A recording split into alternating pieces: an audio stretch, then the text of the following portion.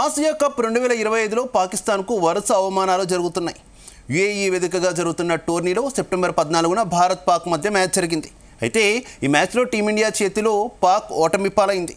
Match పూర్తయిన తర్వాత పాక్ ఆటగాళ్లు షేక్ హ్యాండ్ కోసం వెయిట్ చేశారు. కానీ టీమిండియా ఆటగాళ్లు షేక్ హ్యాండ్ ఇవ్వకుండా డ్రెస్సింగ్ రూమ్లోకి వెళ్ళి డోర్ వేసుకున్నారు. ఈ హ్యాండ్ షేక్ తీవ్ర వివాదానికి దారితీస్తుంది. ఈ క్రమంలో ఇండియాతో మ్యాచ్లో రిఫరీగా ఉన్న యాండీ ఫ్రైక్రాఫ్ట్ను తొలగించాలని పాకిస్తాన్ క్రికెట్ బోర్డు ఐసీసీకి ఫిర్యాదు చేసింది. భారత ఆటగాళ్లు క్రీడా స్ఫూర్తికి విరుద్ధంగా ప్రవర్తించారని, ఐసీసీ నియమాలను ఉల్లంఘించారని పీసీబీ ఐసీసీకి ఫిర్యాదు చేసింది. అయితే ఈ ఫిర్యాదును ఐసీసీ కొట్టిపారేసింది. అయితే రెఫరీగా ఉన్న యాండీ ఫ్రైక్రాఫ్ట్ను తొలగించకపోతే టోర్నీ నుంచి తప్పుకుంటామని పాకిస్తాన్ హెచ్చరించింది. అయితే ఆ హెచ్చరికలను ఏమాత్రం కూడా ఐసీసీ పట్టించుకోలేదు. టోర్నీలో ఉంటే ఉండండి, లేదంటే వెళ్ళిపోండి అన్నట్టుగా ఐసీసీ సమాధానం ఇచ్చినట్టు తెలుస్తోంది.